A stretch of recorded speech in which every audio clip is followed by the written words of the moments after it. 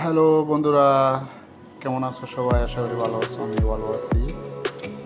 Chicken recipe, আজকে chicken বানাইছি রাত্রে ডিনারের জন্য। চলো, রাইস খাবো না, সিম্পল বাস যেখানে আছে পরোটা একটা নিলাম, আর এই যে রুটি, চালের রুটি নিলাম। রাত্রে আসলে আমি বেশিরভাগ সিম্পল খানা, হালকা খানা খাওয়ার জন্য চেষ্টা করি।